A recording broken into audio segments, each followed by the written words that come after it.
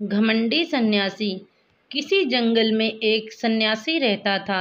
वह भगवान का बहुत बड़ा भक्त था। उसने कई वर्षों तक तपस्या की। फलस्वरूप भगवान उसकी तपस्या से प्रसन्न हो गए। उन्होंने उसे कुछ शक्तियां प्रदान की।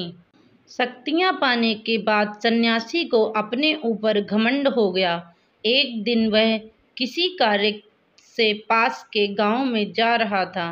रास्ते में एक नदी पड़ती थी।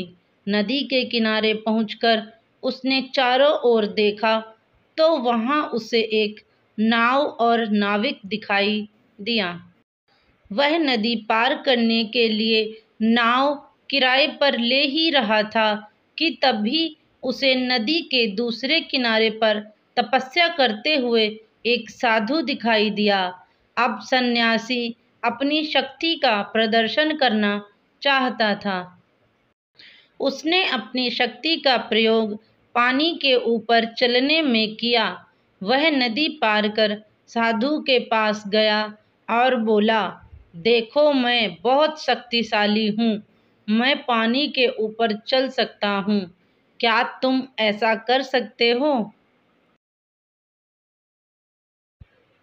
साधु बोला, हाँ, कर सकता हूँ, लेकिन तुमने इस कार्य के लिए अपनी शक्ति यूं ही व्यर्थ की।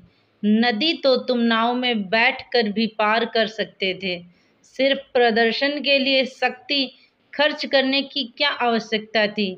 साधु की बात सुन सन्यासी ने लज्जा से सिर झुका लिया।